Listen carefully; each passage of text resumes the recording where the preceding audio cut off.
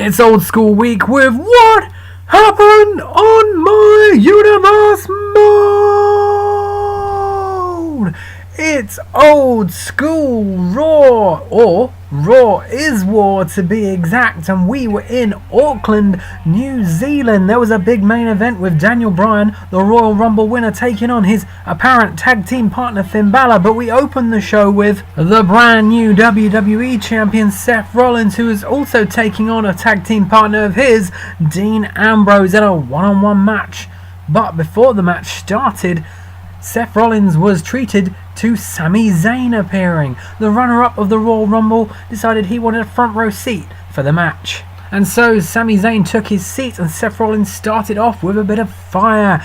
He kneed Dean Ambrose square in the face and then put him down with the Falcon Arrow. However, soon the WWE Champion was in trouble as Dean Ambrose reversed, hit him with a crossbody followed by a flurry of punches and then a backbreaker followed by a neckbreaker. Ambrose must have lost his concentration though, because after that Seth Rollins gave him an elbow and gained control once again, giving Dean Ambrose a drop kick for good measure. The pair brawled for a little bit before Dean Ambrose was sent packing to the outside by Seth Rollins with a clothesline. While heading to the outside to join Ambrose, Seth Rollins gave Sami Zayn a bit of a stink eye. He gave Dean Ambrose a couple more punches before turning around, and look who was standing there, Sami Zayn fancying a bit of a chat. Rollins didn't have time to chat though, as Dean Ambrose was charging him. He moved out the way and Ambrose collided with Zayn instead. Rollins put him back in the ring, gave him a schoolboy super kick, diving crossbody drop and an Acai DDT before finishing it all off with a lovely bit of curb stomp action,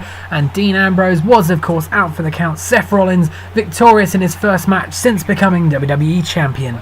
Next up on Old School Raw was an old school superstar. Alundra Blaze was going one-on-one with the Raw Women's Champion Paige in a non-title contest. It was Paige who took the early advantage in this one, giving Alundra Blaze a forearm and a snap suplex, but she went for a kick. Alundra Blaze caught that kick and gave her a dragon screw instead. And Blaze continued with a Hurricane Rana, a gut wrench suplex and a tornado DDT off the second rope, but Paige grabbed her after that, Irish whipped it into the corner and gave her a knee to the face. Paige gave it to Blaze with both barrels, a tiger suplex, a drop kick and the Paige Turner. She went for the pin, but Alundra Blaze managed to kick out at 2. Paige and Alundra traded reversals following that pinfall attempt, but it ended when Alundra Blaze gave her a couple of spin kicks to the head.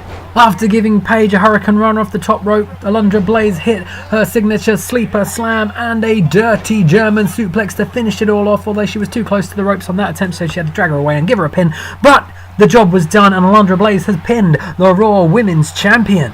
The defeat appeared to affect Paige as she walked away dejectedly, possibly wondering how the hell she's going to beat Alundra Blaze when the two inevitably meet for that Raw Women's Championship. On to the next match, and it featured the WWE Tag Team Champions Team Fuckboy, Roman Reigns and John Cena, but they were attacked from behind during their entrance by John Cena and John Cena. That's right, because at the Royal Rumble previously we were joined by a third John Cena from a third alternate dimension or something like that, and he is teaming with the evil John Cena that came to attack Roman Reigns and Cena previously. Turns out that was the tag team match, and it started with both the new Cenas going to town on the old Cena, and after a bit of double teamness and a bit of yellow trousered John Cena offense, we got some more double teamness, another double back body drop before a hot tag came in for Roman Reigns. This was Roman Reigns' first match back on Raw since being attacked, and he went like a man possessed on his attacker, hitting a dirty deadlift powerbomb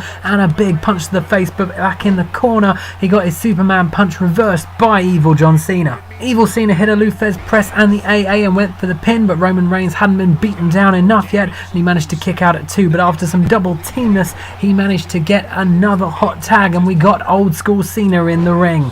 Original Cena went to town on the new Cena, hitting him with a selection of shoulder charges and drop kicks before ending up with that weird powerbomb thing that always leads to the 5-knuckle shuffle, and you'll never guess what he hit next. Why, it was the 5-knuckle shuffle.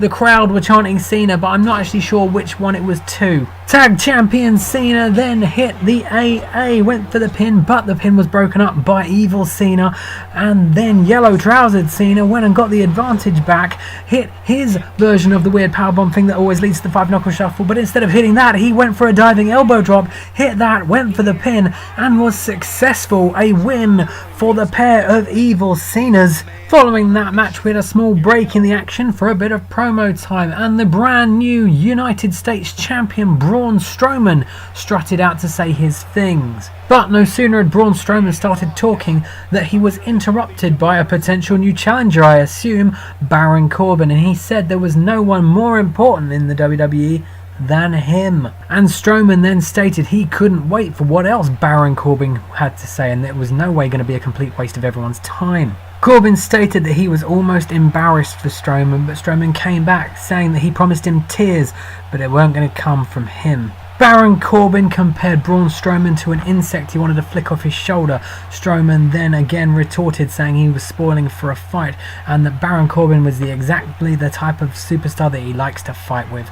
Baron Corbin though said that nothing would be enough to beat him. He's an unstoppable juggernaut beast. Prepare yourself, Braun Strowman. And with the pleasantries out the way, it was time for your old school Raw main event, which featured the extraordinary man who can do extraordinary things, Finn Balor, taking on the master of the Yes Movement, because he's not turned heel yet on my game, Daniel Bryan. Daniel Bryan was on the offense to begin with a big running elbow and that weird suplex where he grabs his head from the side. Finn Balor got a reversal though and a forearm followed by a float over DDT. And Finn weren't done, he hit the sling blade on Daniel Bryan and dropped him on the top rope with snake eyes before finally Daniel Bryan managed to reverse as Finn Balor had him in the corner. Bryan gave his apparent tag team partner an arm wringer and then snuck behind him to give him a dirty tiger suplex. He put Balor on his knees and gave him some yes kicks, including that big one to the face that he always finishes with. After the kicks, the Royal Rumble winner gave Balor a diving elbow, but when he got up, Finn Balor seemed to have his second win, gave him a kick and a DDT, and then the coup de grace. He went for the pin, but luckily for Daniel Bryan, #PressLB for resiliency. The bloody Daniel Bryan reversed with another arm ring and then waited for Balor to get up, and when he did, he gave him a solid knee plus to the head. He went for the pin and 1, 2, 3, Finn Balor was defeated. And after the match, Daniel Bryan offered a handshake to his apparent tag team partner, but Finn Balor apparently wasn't happy with the match and flicked that hand away. And we are done for this old school edition of What Happened on My Universe Mod. Like and subscribe. Nitro next.